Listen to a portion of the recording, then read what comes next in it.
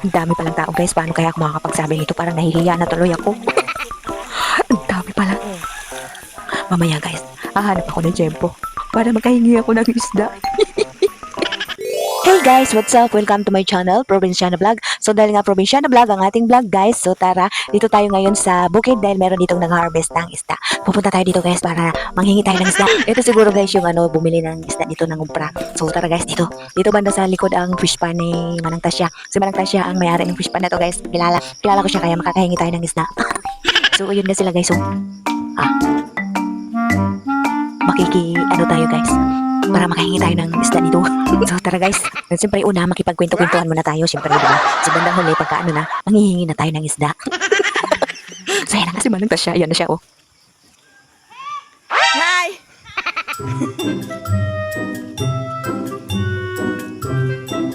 Ay, mauman na? Matatapos na pala? Malapit na doon, at doon sa kanila. So, tara guys, doon daw sa kanila. Hi! Good morning, guys! Hello! Matingin kong isda, sir. Wow! Malalaki na pala, oh. Malaki na ito eh. Magkakamanda yung isda natin.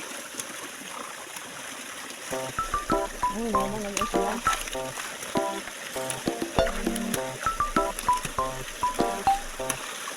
Very nice. Thank you, sir.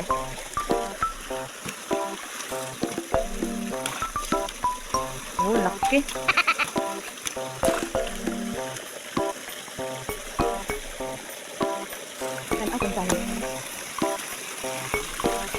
Tulo ra day mo hal. Tulo ra day mo nag-harvest.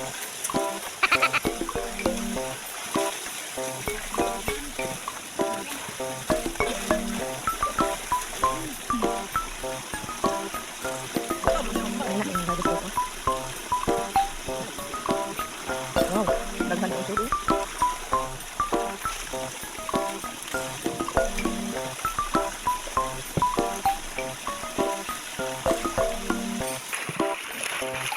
Yung guys, dami oh. Uy, kadaghan. Daghan na iso ng Espanyate oh.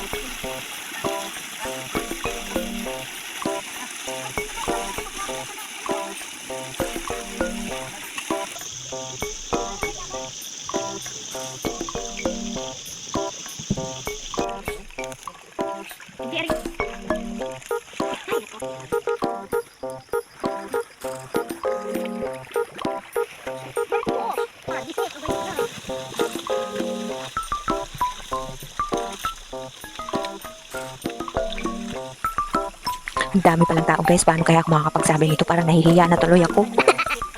Ang dami pala. Mamaya guys, hahanap ako ng tiyempo para makahingi ako ng isda. So, tingin-tingin muna tayo. Ayan, Kuya Remy. Naku, nautusan ako guys. Nautusan ako magbantay na sinaing mali si Kuya Remy. Ito na ang pagkakataon. Hindi na ako mahihiya manghingi mamaya.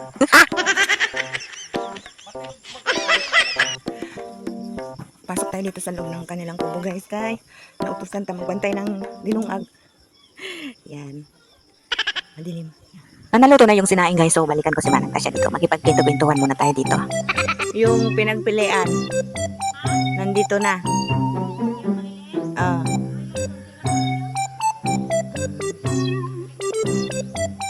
Konti lang natira, no?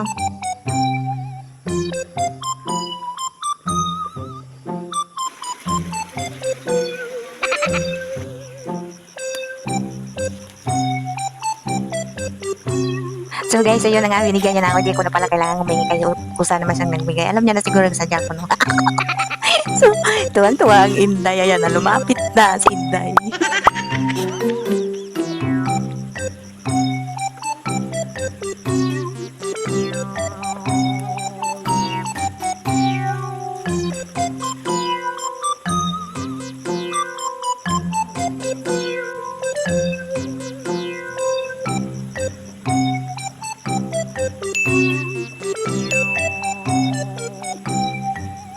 Sa pinakuha na nga niya sa akin itong isang malaking kagaya po. So yan na nga guys na.